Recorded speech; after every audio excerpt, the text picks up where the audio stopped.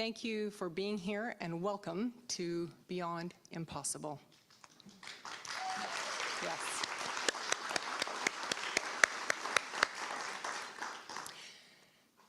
Now, we are here to honor National Schizophrenia and Psychosis Awareness Day. And if we haven't had the chance to meet, I guess I should probably introduce myself. My name is Faydra Aldridge, and I'm the CEO of the BC Schizophrenia Society.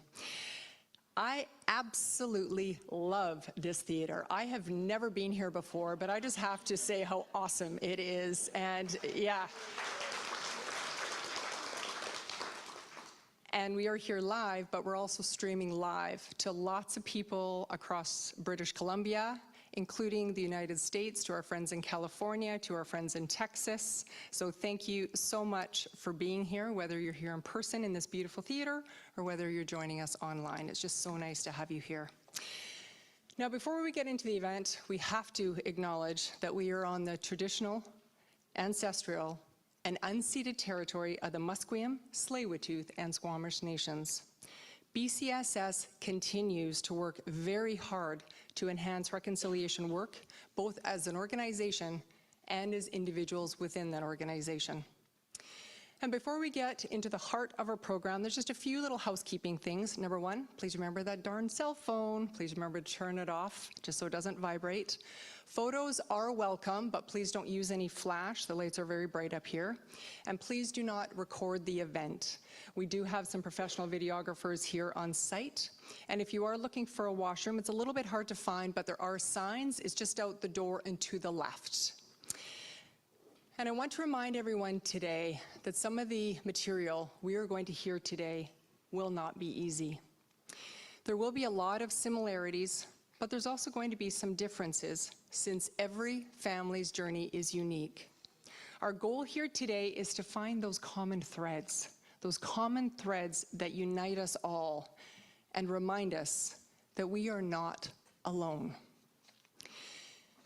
It's also very important that we acknowledge the recent tragedy that occurred at the Lapu Lapu Festival in Vancouver on April 26th.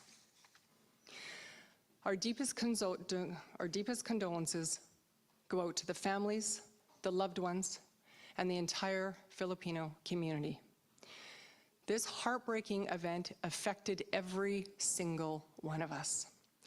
As an organization based here in Vancouver, I want to speak honestly and carefully. In moments like these, it's natural to seek understanding or even blame. But we have to remember, number one, the vast majority of individuals living with serious mental illness are not violent. We also have to remember that with treatment, they are no more likely to have a violent act or to show aggression than any other individual.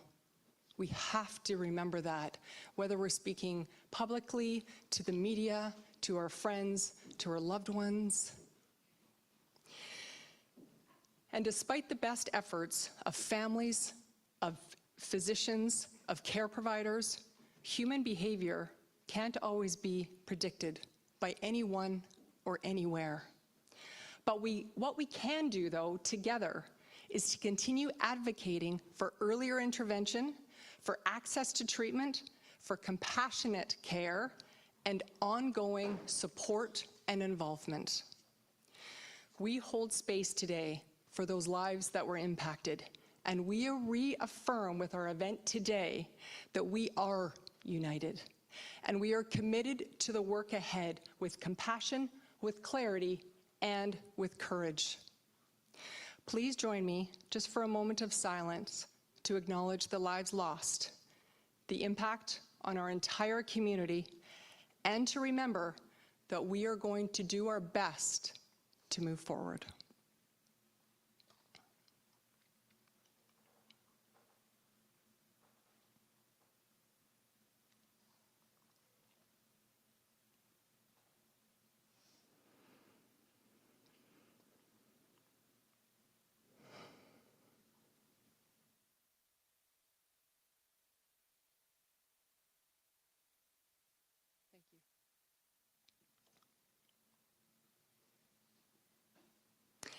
And in case you don't know or you need a refresher, BCSS is a provincial nonprofit organization founded in 1982. So we have been around for 43 years. BCSS, yes, that deserves a clap, absolutely. Absolutely. BCSS provides education and support to families across this entire amazing provinces of ours impacted by schizophrenia and other severe and persistent mental illnesses. Our reach is far, but we are also focused on those more rural areas and underserved areas. We work closely with psychiatrists, with researchers, medical teams. In fact, Dr. Randall White, who is also on our medical advisory committee, is one of our panelists today. May 24th, as I said earlier, is National Schizophrenia and Psychosis Awareness Day. And as you may have seen in the past, there's going to be lots of landmarks lit up in purple today. And it was so nice to see many of you wearing purple today. So thank you for showing your support and wearing the colors. And we have been recognizing this very important day for over 20 years to raise awareness about the impact of schizophrenia on family members and on the entire community. The monologue from Jill Daum and the panel discussion that you are going to hear today would not have been possible without my amazing team. Thank you to Michelle, to Miles, to Roselle for organizing this event, to Andrew, Sunita, Tatiana, Marcia. I am just so grateful for all of you. And every single educator and manager, Hardeep, I know you're here, and Jennifer, what you do in working directly with families, you have the toughest job of all. So thank you for your continued dedication. I also have to thank Asuka Alliance, the Asuka Lundback Alliance. Thank you for your ongoing support and partnership. And we also need to acknowledge the Ministry of Health and Minister Osborne. BCSS is incredibly grateful for our long-standing partnership with the provincial government. And I've had the pleasure of meeting with Minister Osborne a few times now, and I can honestly say every single time I meet with the minister, I'm impressed by her dedication, and they're not just words. She follows through. And I am so grateful, number one, that she's our Minister of Health, but also that she's here. She is going to be speaking here today, and I know how dedicated she is to her role, and she truly does want to make a difference. So now it is with my great honor to welcome Minister Osborne to the podium. Minister.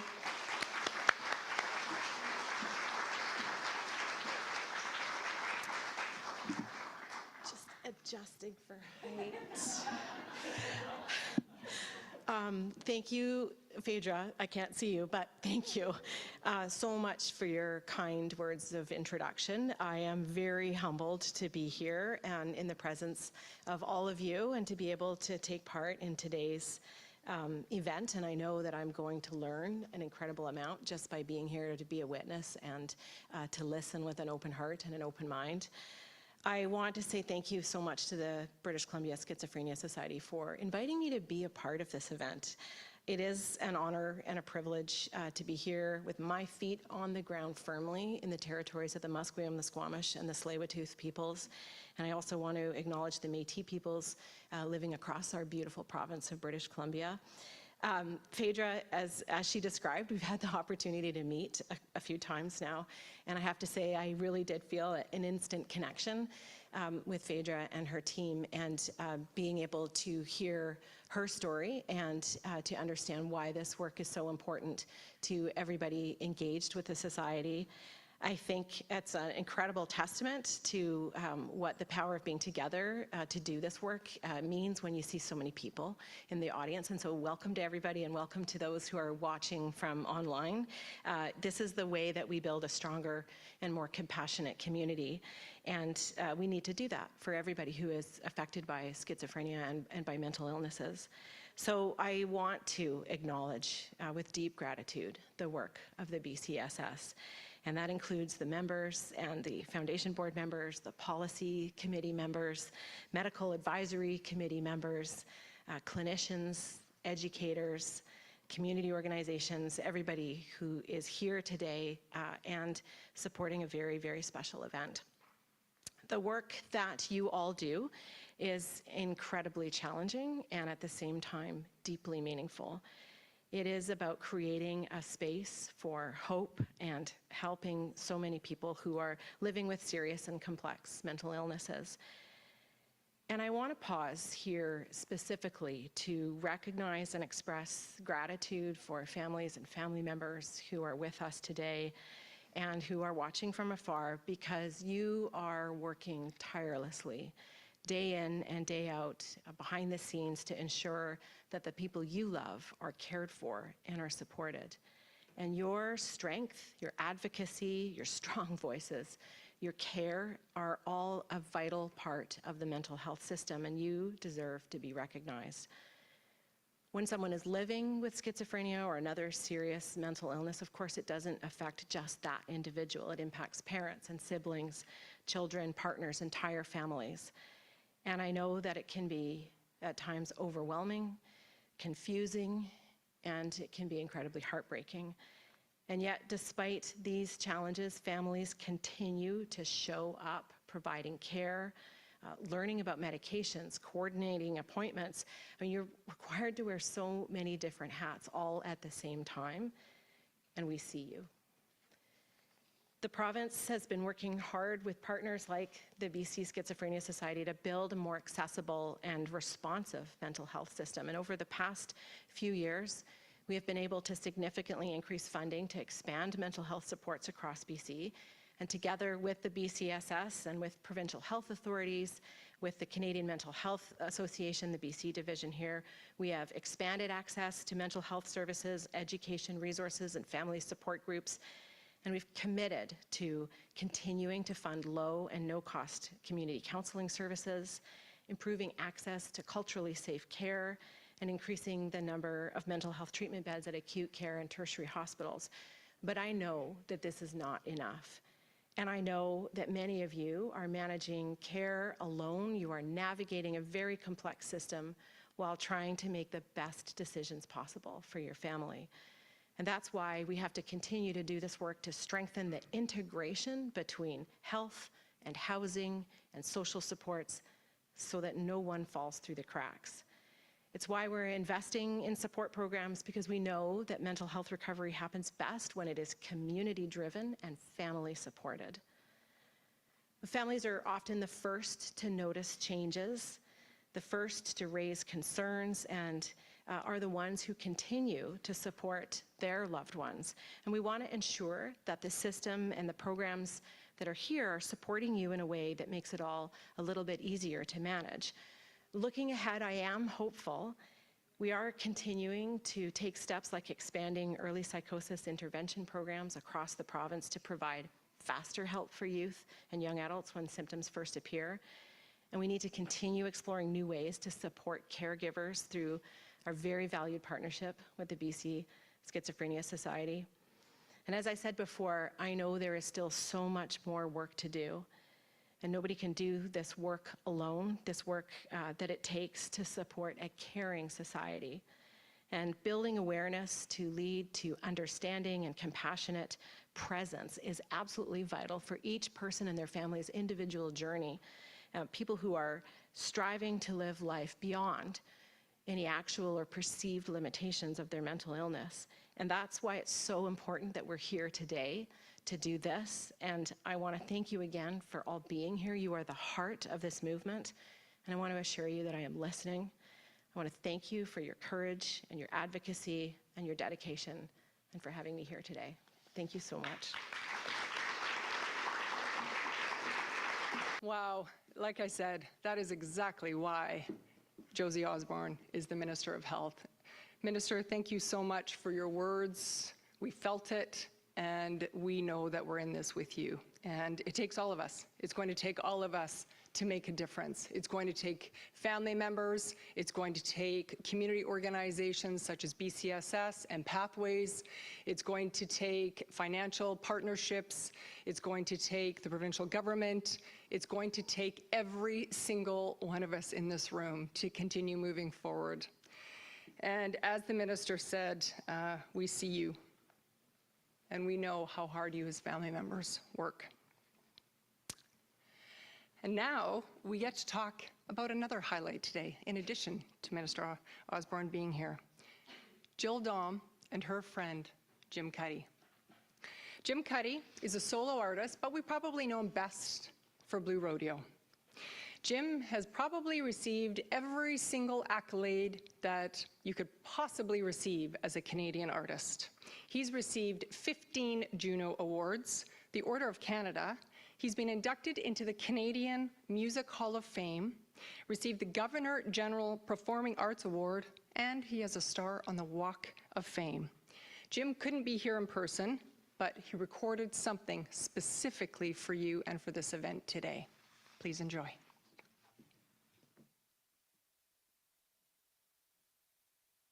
Hi, I'm Jim Cuddy.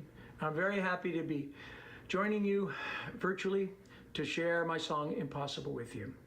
I wrote this song for Jill Dom, who I believe you're going to be hearing from, and she is the wife of John Mann. And John Mann tragically died of early onset Alzheimer's in his 50s. And all the while Jill was going through this, her painful decline of her husband, they had a son who had struggles and was living on the street. And every time I would run into Jill, I was so impressed with how strong she was and how positive she was, considering all the pressures that were on her. And when I finished the song, I sent it to her for her to listen to. She listened to it, told me she liked it, but she had to play it for her son, who was at that moment living in their basement, to give his permission to tell their story. So she played it for him, and a couple of weeks later I got a handwritten note from him, and it said, "I understand this song is about a parent's undying love for their child." And I took that to mean, go right ahead and tell the story, because of course there's very few things more difficult for a parent than to try to deal with the mental struggles of a child. And so I appreciated his permission to tell the story, because as I've played it for people across the country, the reaction from people who are sharing this particular problem has been overwhelming. So I hope the evening is beautiful, and I'm very happy to share this song with you.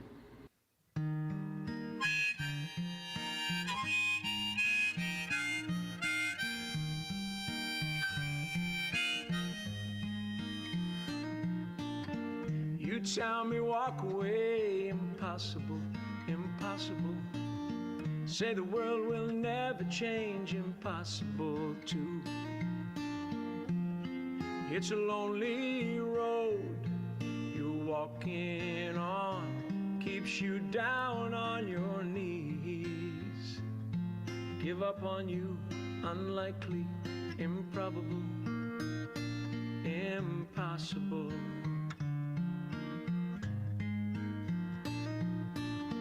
I look at pictures of you when you were a kid.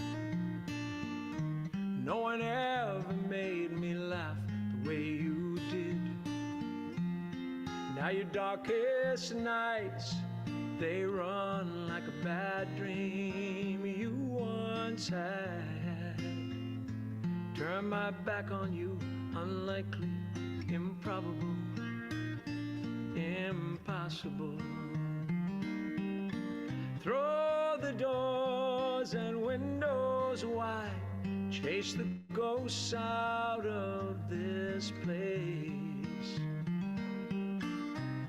What good would living be if I never saw your face?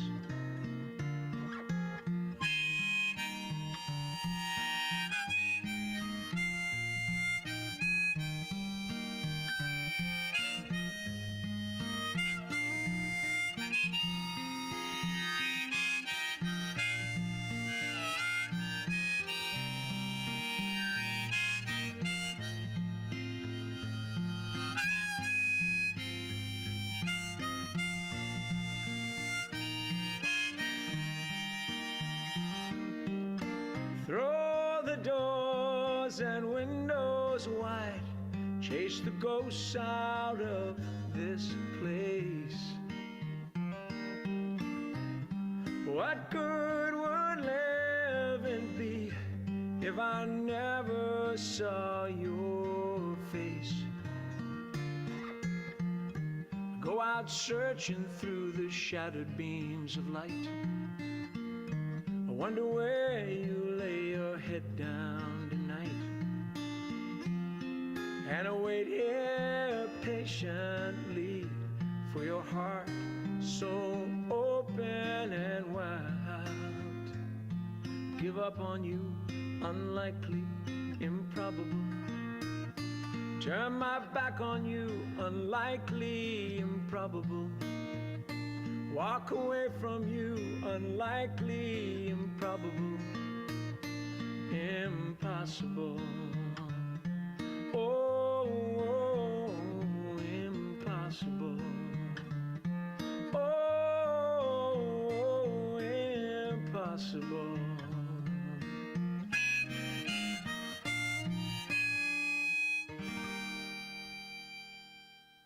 Wow. It's tough to even know what to say for that one. Just an amazing, incredible song. So thank you to Jim Cuddy, and I'm really glad that he was able to share that with us and for Jill. So welcome to the next half of our event. And now I have the great honor of introducing you to the moderator of the panel. This is Dr. Brenda Sawatzky-Girling. Brenda joined the BCSS board in 2022.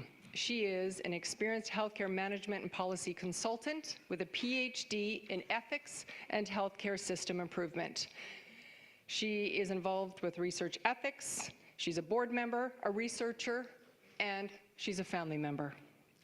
Brenda is a humongous asset to BCSS. Absolutely, and she deserves a round of applause for that. So Brenda, thank you very much for not only being our moderator today, but thank you for everything that you do for BCSS. Thank you. You're welcome. Good afternoon. And thanks very much to Faydra for that kind introduction. So, wow, I hope all our souls have had a chance to catch up with each other and then collectively in the room. I think to continue this rich conversation and to build on the stories of Jim's introduction and Jill's introduction, and to Ella and Fraser and Ryan and, what was the daughter's name? Violet. We are going to continue with a panel. So we're going to have Sylvia's story, Dr. White's story, Jennifer's story, and Anna's story. So maybe we can think of it as building into that. In order to build that conversation, we're going to be thinking about different perspectives, interconnected perspectives, that of family members, that of clinicians, and that of people with lived experience. So let me first introduce our panel. Sylvia, on our left. Sylvia LeRoy, I have to put it out really quite far so I can read it, oversees education and grant management at the Lottie and John Hecht Memorial Foundation and sits on the board of the BCSS Foundation. Her background includes public policy work at the Fraser Institute and leadership roles at the National Research Council. Sylvia's personal experience involves supporting a sibling diagnosed with schizophrenia. Dr. Randall White is Medical Director of Vancouver Community Mental Health and Substance Use Services and Clinical Director for the BC Psychosis program at UBC Hospital. A clinical professor and head of adult psychiatry at UBC, his work focuses on complex psychotic disorders. Dr. White has practiced in both Canada and the United States and serves on BCSS's Medical Advisory Committee. Jennifer Kastelein is a regional educator with BCSS for the Vancouver Coastal Fraser region. Her passion for mental health advocacy comes from personal experience. Her father and brother both live with mental illness, and her son's bipolar disorder led her to BCSS in 2017. After taking the Strengthening Families Together course, Jennifer began volunteering and later joined BCSS as an educator. And Anita or Anna Smith is a Vancouver Film School graduate whose creative work is deeply informed by her lived experience with schizophrenia, substance use, and recovery. Diagnosed in 1998, she navigated a fragmented system that revealed the urgent need for integrated and compassionate care. Anna's journey from crisis to stability shaped her path as a peer support worker and storyteller. She uses screenwriting and advocacy to amplify marginalized voices and to build understanding through the power of personal narrative. So that is our panel today, and thanks so much to the four of you for lending your time and expertise to our conversation.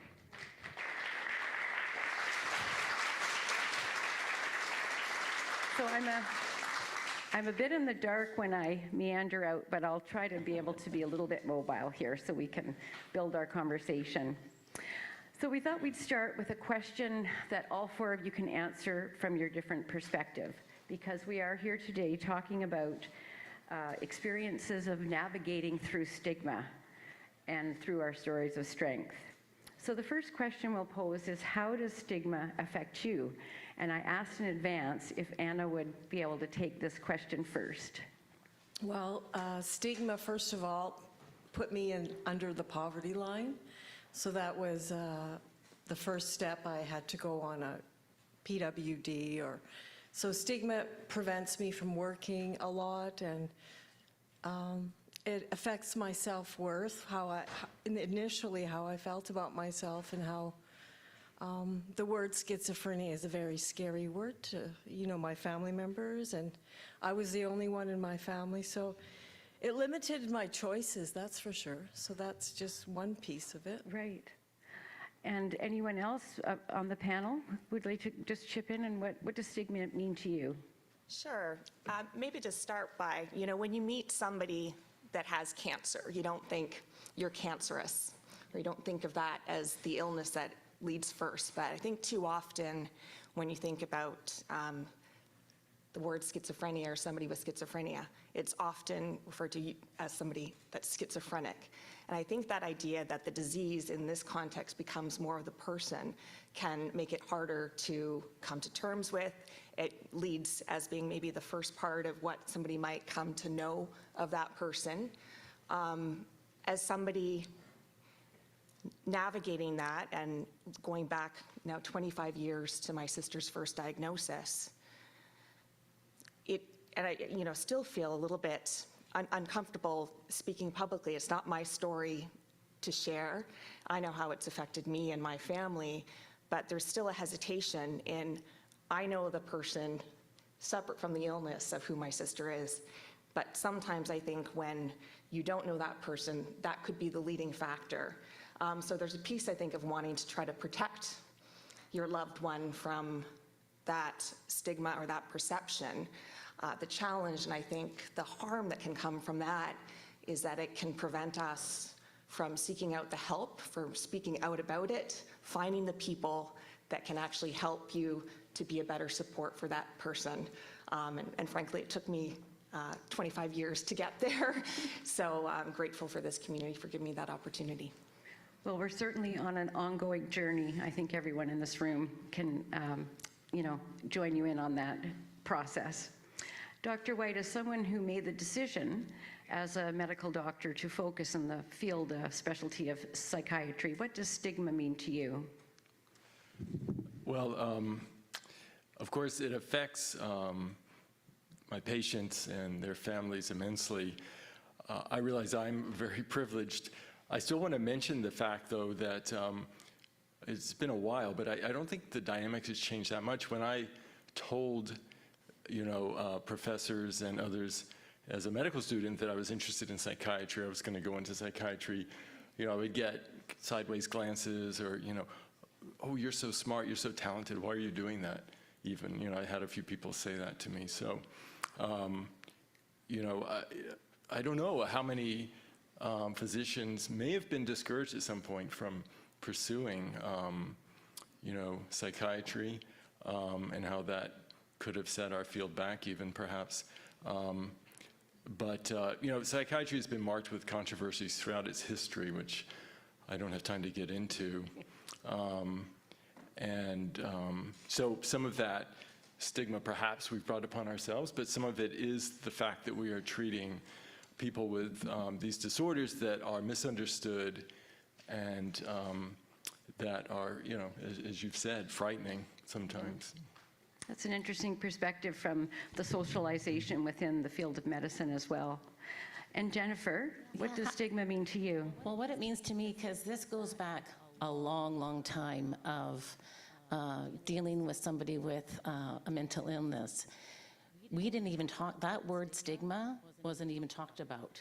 For us, this is going back to the 70s and 80s, it was just like somewhat of an embarrassment, shame, guilt, and then we just didn't even speak about it.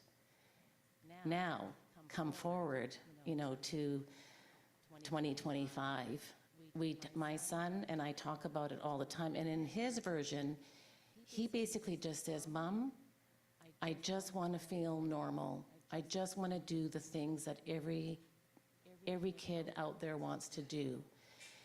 He is now also dealing with the word stigma because he is building the awareness around it for himself so that he can be a better friend, a better support to people that he's living with, because he's in supported living.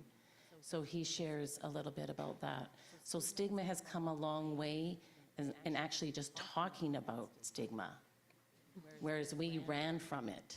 Mm-hmm.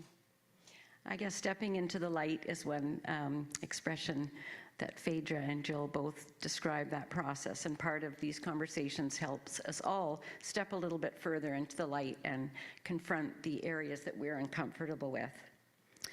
Dr. White, thinking about stigma and recovery and moving forward in this difficult, challenging time, how can clinicians better support families in understanding and navigating a diagnosis? I think Jill kind of said it, perhaps better than I can.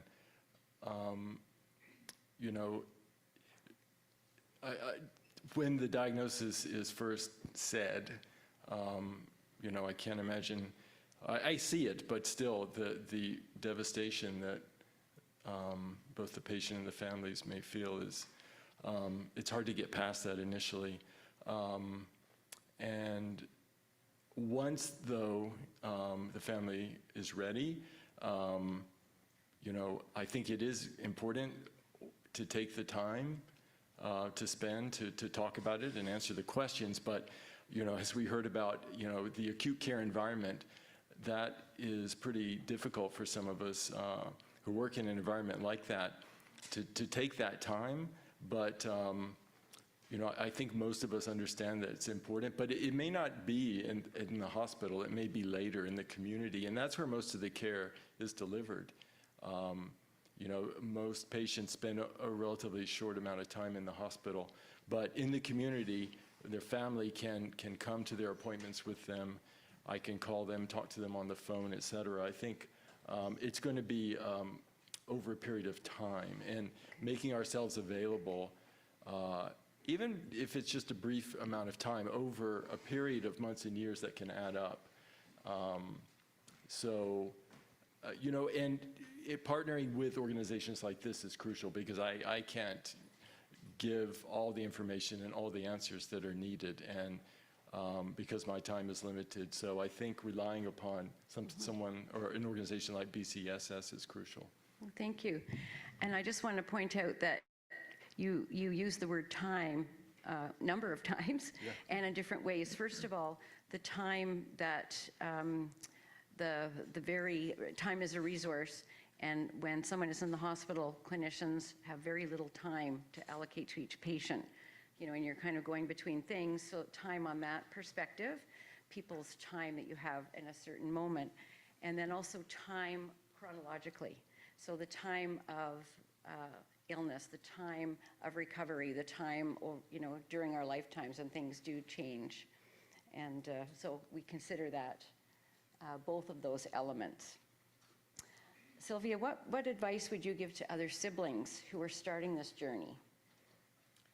It's okay to talk about it, and it's okay to reach out. And I think there's a way to navigate that place of being respectful of your loved one's story and their privacy, but also recognizing that no one can go through something like this by themselves. And that there is an amazing network, this invisible network of family first responders that I've been connected to that have ended up in like a telephone tree, willing to take a phone call from somebody they don't know, talk to you for hours and give you advice.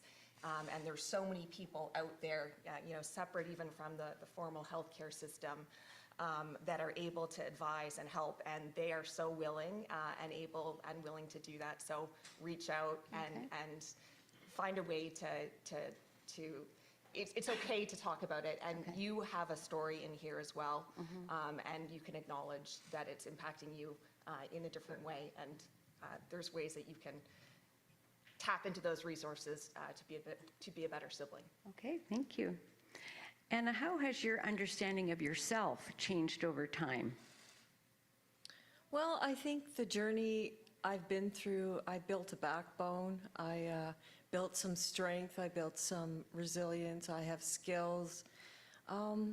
It's been very hard. I feel like I use this word because it means something to me. I sometimes think people living with schizophrenia are unsung heroes.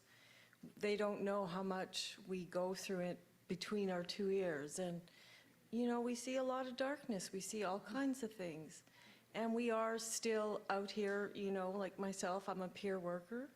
I do voices and vision groups, and which is my favorite job because it's working with the new peeps that are coming in, and I just enjoy that so much. And yeah, I already forgot the question.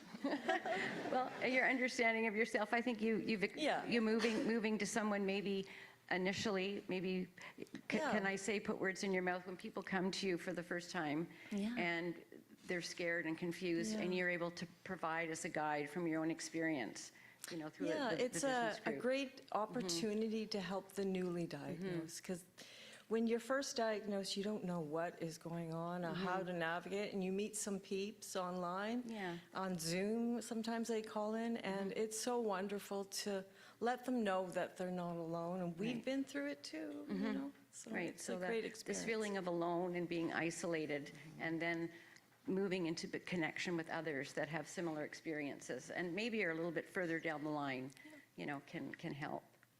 And Jennifer, as an adult looking back, now you're an adult, you're looking back to your childhood and some of the experiences you had then, what does hope mean to you now? That you just don't give up hope. Having gone through, having a father who had bipolar, a brother who suffered from schizophrenia, paranoid schizophrenia. We didn't even know he had schizophrenia.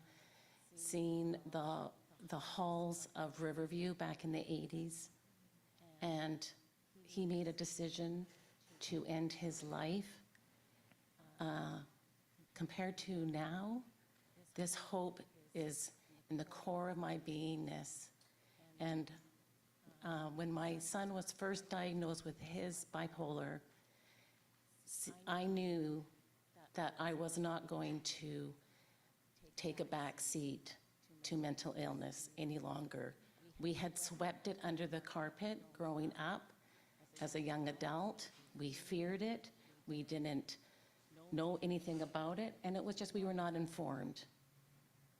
When my son became ill and I came to know BC Schizophrenia Society, I didn't even know about them, and it was a beautiful social worker at Royal Columbian Hospital when my son was hospitalized. It wasn't just about me anymore, or my son getting help. It was like, what can I do today? And stepping out of fear and stepping into hope. I live and breathe hope every single day. There have been too many hospitalizations that I care to talk about or share about all the time, but I do because I step out of it. And there's been too many people that I see that are not getting the support, whether it's a family member, whether it's a person with lived experience, or even sharing it with my friends and family, so that they don't give up on themselves with their, if they have somebody in their life that is suffering from a severe and persistent mental illness. Okay, I will never give up hope. Well, thank you for that perspective, Jennifer. And in the year 2025, we certainly have many challenges. We have provincial, national, international challenges. And sometimes we do talk about hope and young people and affordability and many important things that we do need to solve. And I think you have pointed to the fact that there has been progress with how we understand mental illness. Many of the treatments that have been researched and are now evidence-based, and our language is starting to change. We have lots of room to go, but certainly we're able to, it is a different place that you're describing from your childhood. So it's interesting to have that historical context. So now I have another sort of general question, and you can just decide who is going to answer first. What has surprised you most about your journey along this line, whether it be related to treatment, judgment, recovery, truth-telling, caregiving, personal growth? Does anyone want to step in and, what surprised you most about your journey? I'll start with the word recovery. I'm from another province, and that province didn't use the word recovery. I didn't even know it was possible. I was told it was a degenerative disease, and I'd probably be in an institution, and I was for a while. But I somehow managed to get out of a psych ward. I had to take an IQ test, and they released me. And I went to a bus station to Vancouver, and I encountered a different sort of environment and community. And the word recovery is very beautiful to me, because I didn't know it was possible before. I thought, well, this is new. I've never heard that. And it gave me so much hope, and I began building from there. When you build your life brick by brick, stone by stone, by yourself, you find that strength and you share it with others. It's a gift to help others. And yeah, that's my impression of recovery, that we're all in this world to help one another. No one's better than anybody. And all those good things you learn becoming a recovered person. Thank you. So that's a very positive surprise. I'm glad to hear that there's, some positivity in the surprises we encounter along the way. Anyone else like to offer a thought? Well, ever in my entire life, because I have always been in a sales-driven environment, very goal-driven environment of getting targets, money, and all those things. And it was just a very, very different environment until it affects you in a completely different way. So when I always spoke on, here's what we're going to do for future growth, or here's our goals for 20, whatever it was,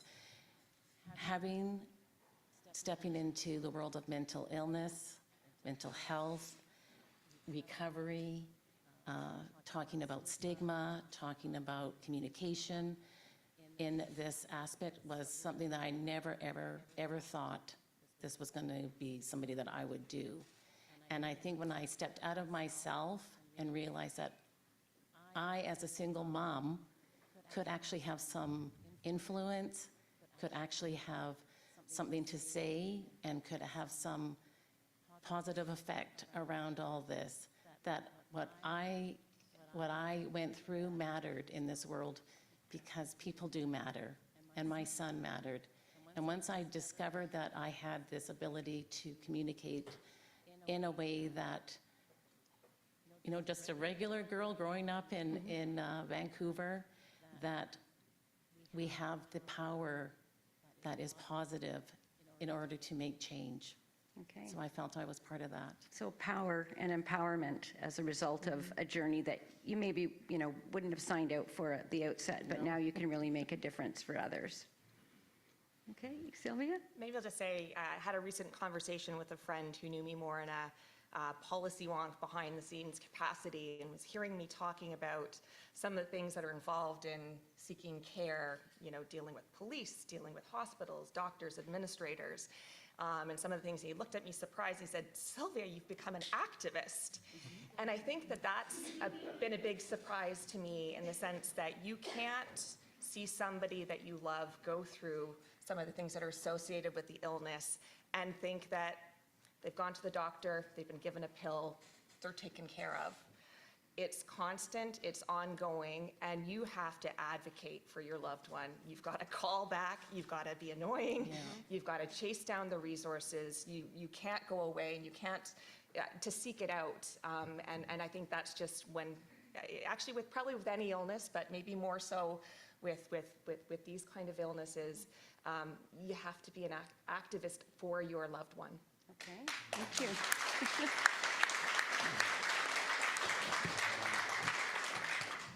I hate to introduce sort of a pessimistic note. However, I just say that, as an academic psychiatrist in practice for, going on 30 years, the thing that surprises me now is that the tools in our toolbox haven't changed that much over the course of my career, unfortunately.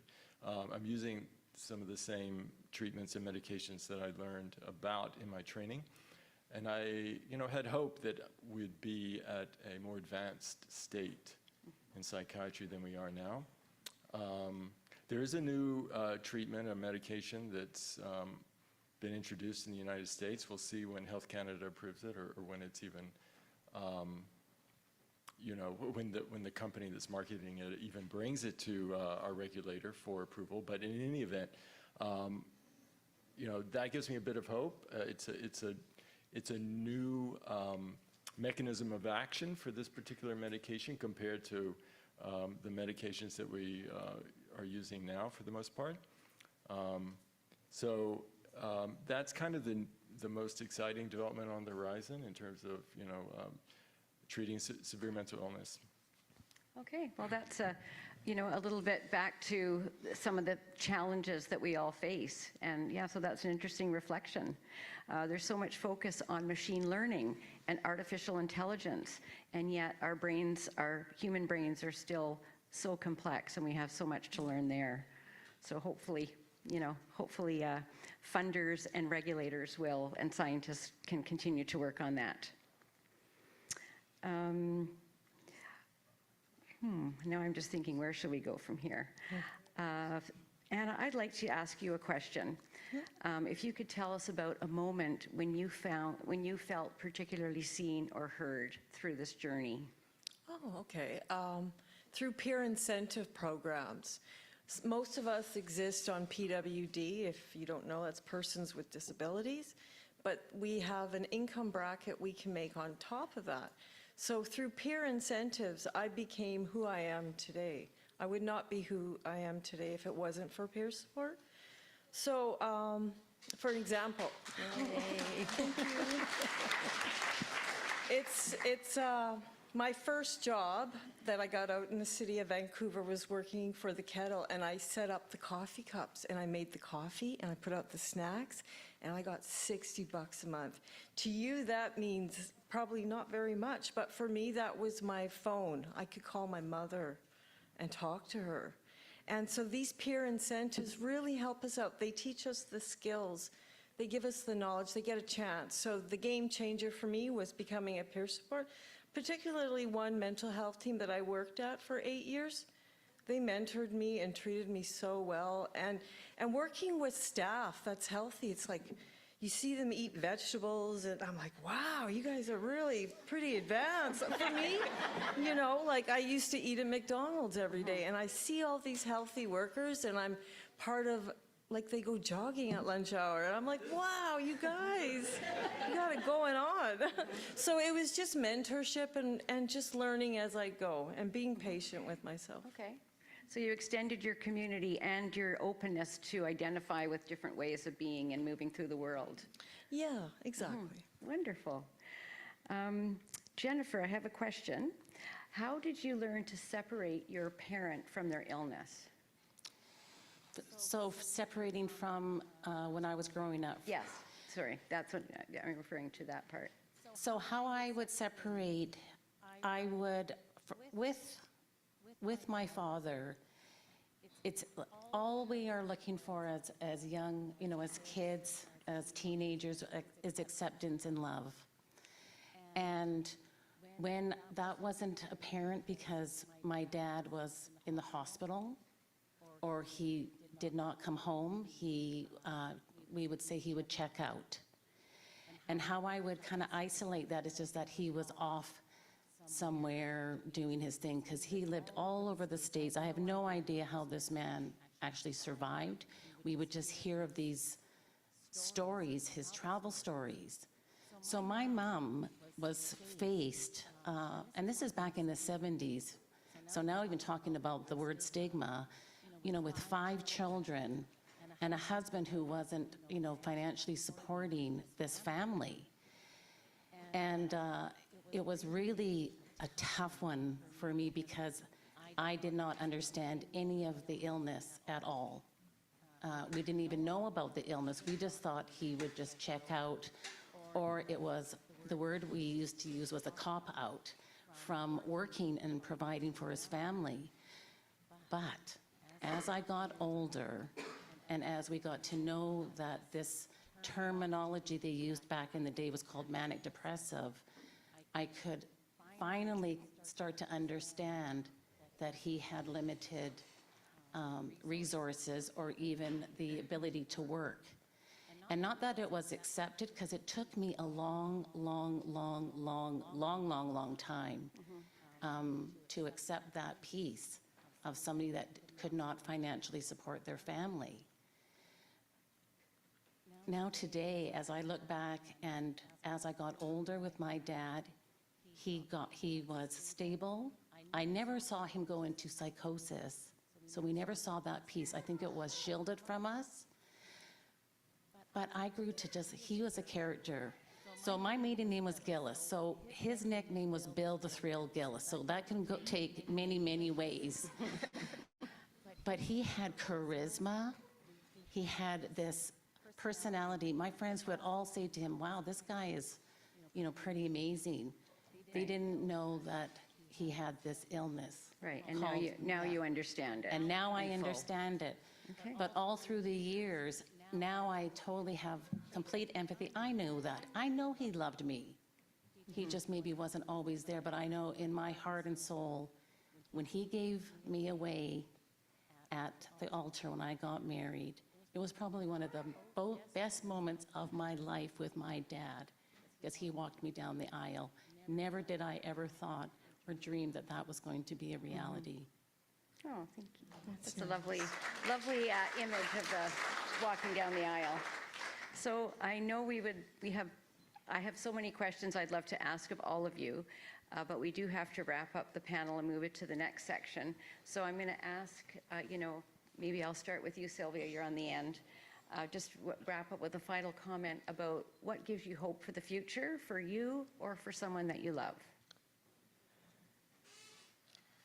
Well, what gives me hope is that this year, for the first time in almost a decade, I was reunited with my sister after almost a decade of estrangement, and able to hug her again and start trying to build a different and new relationship. There's many ups and downs in the course of an illness like this.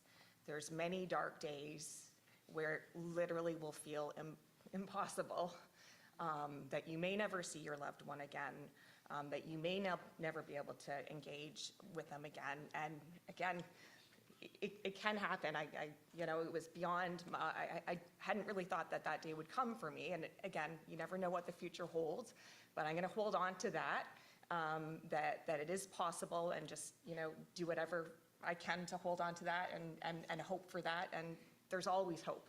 Mm-hmm. Anyone else? Just go chime in. I think, I will talk to, like, especially today, I never thought that my son would actually survive. He has been suicidal. He has been, like I mentioned, hospitalized. He has been taken away from the police more than I can count. And he is this beautiful soul. If you met him, he has these absolutely gorgeous brown eyes. He would not survive in a place that, that was going to take him out. He just wouldn't. So I just feel so blessed that today we celebrated last week, the other week, we had Mother's Day and we had his birthday together. This last year was particularly very, very challenging because he had a bit of a dip.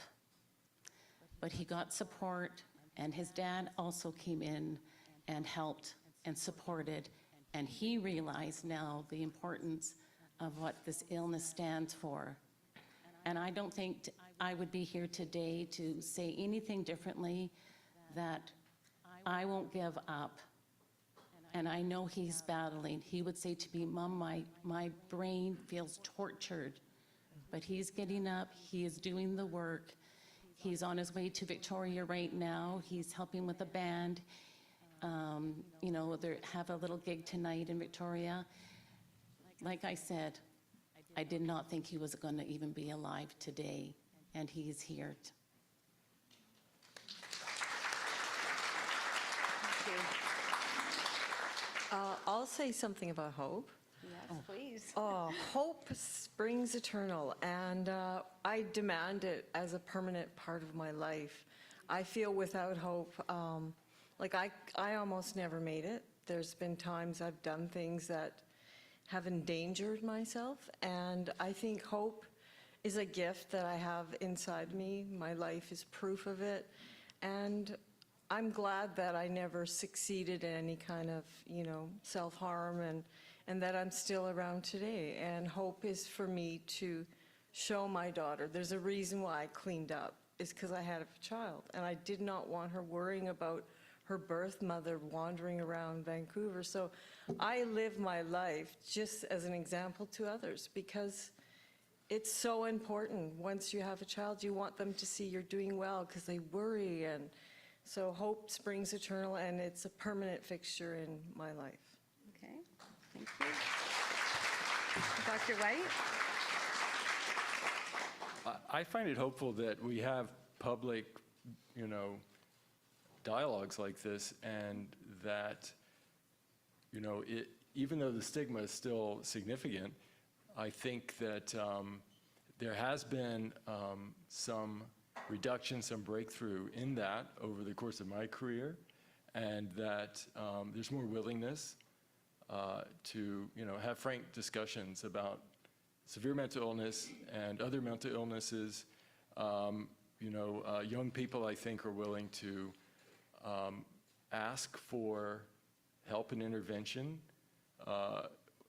in a way that perhaps a generation or two ago they were not. And I think that's a good thing. Mm-hmm. So hope is the word. Hope is the condition. So that brings us to the end of our panel discussion. I want to thank Sylvia, Dr. White, Jennifer, and Anna for being open and vulnerable and sharing, little tidbits of some wonderful memories and habits you've developed, and also some challenging areas that are difficult to address. So we started with Jim and Jill and Ella and Fraser and Violet and Ryan's story. And now we have added 4 other storytellers. So I think we're all telling stories in different ways, and it's moving the conversation forward. So back to Faydra.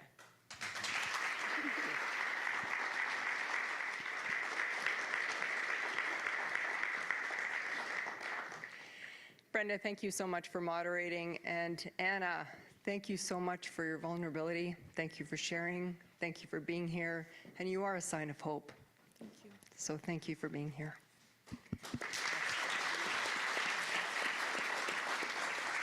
Jennifer, you are lovely. And Jennifer is an educator with BCSS, speaks to our amazing team, the people, the strength, Jennifer, you are such an asset to our families. Thank you for being a part of BCSS, and thank you for sharing your stories.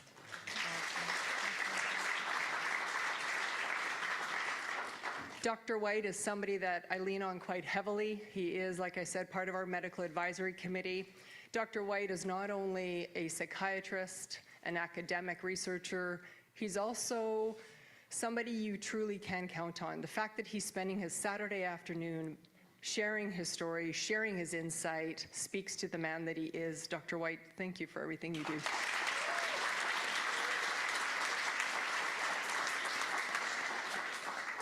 Sylvia, you are an advocate. And I'm so glad that you are. Sylvia is a part of the foundation board, as mentioned earlier, and I'm so glad she's a part of our organization. Sylvia is a breath of fresh air. She is organized, she is diligent, and she is not afraid to speak up. And I am just so glad that Sylvia is a part of the BCSS Foundation board. And Sylvia and I have had many conversations, and I'm just really proud that you were able to talk about your sister.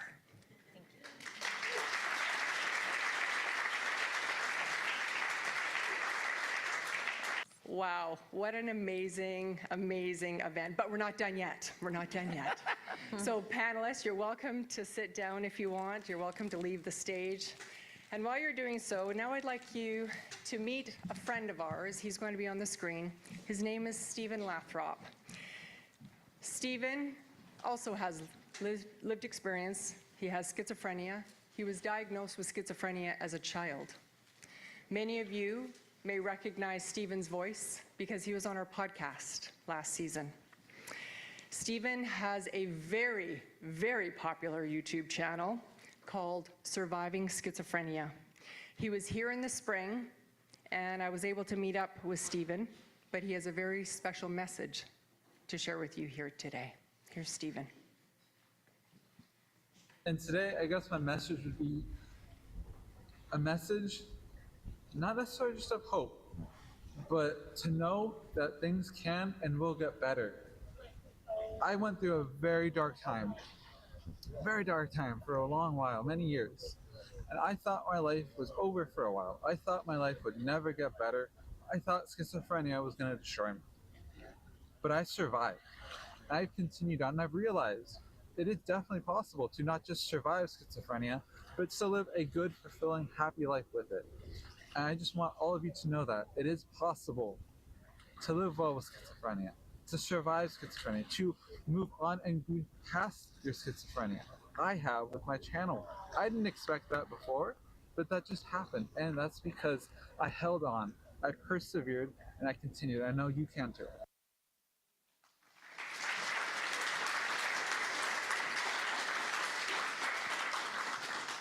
Thank you, Stephen. I know you can't hear me. Actually, you're watching, so Stephen, thank you.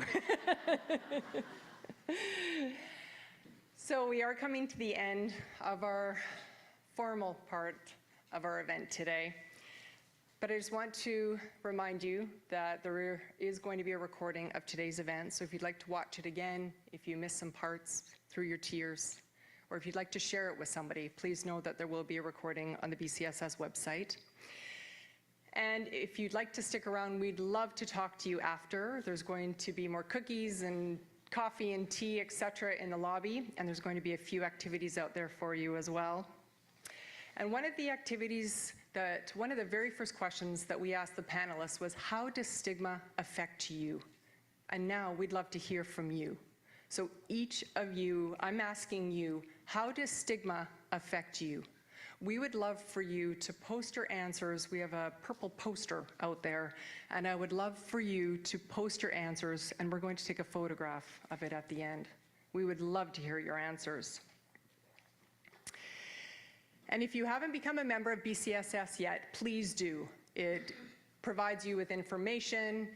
It ensures that you are getting all of our information, hearing about our events, and it gives you a voice. It also reminds you that you are not alone. So please, if you haven't become a member, please join up. I also want to thank our sponsor again. Oh yes, and it's free. That's right. Thanks, John. Also want to thank our sponsor, the Asuka Lundback Alliance, and I just have to say thank you again to the provincial government and for the Ministry of Health. Minister Osborne is still here and her team, and I just really want to give another huge shout out for her not only being here, but for her words and for continuing to stay throughout the entire event. Minister Osborne, thank you.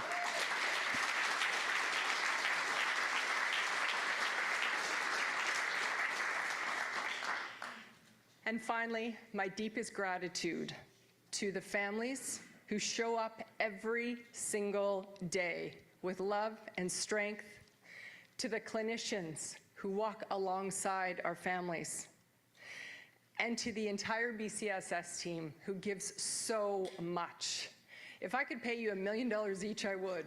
You just give so much to our families, and we lean so heavily on you, especially those individuals that are in this room and out there right now working with families. So thank you for being a part of an amazing team, and I have the honor of working with you. Thank you.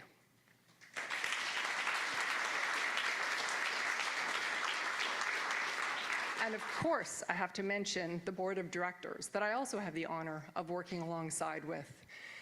The BCSS Board of Directors, we have full capacity now. We have an amazing board of directors, both with the society and with the foundation. We have a very active policy committee, and they're all volunteers. They are so dedicated to being advocates, to speaking on behalf of families, and I honestly can't say thank you enough for everything that you do for BCSS and for our families.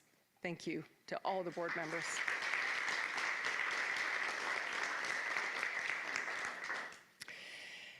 And if you're attending virtually right now, thank you for joining us.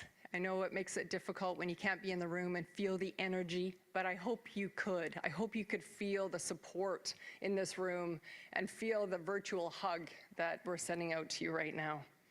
And we have one more activity that I want everyone in this audience to do. We talked about stigma, and we as a community, as we said, are going to do absolutely everything we can to fight stigma.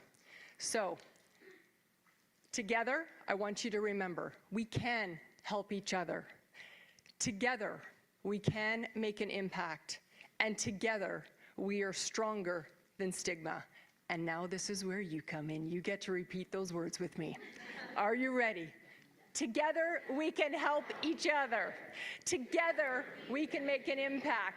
And together, we are stronger than stigma.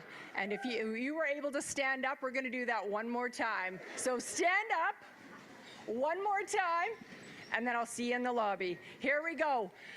Together, we can help each other. Together, we can make an impact.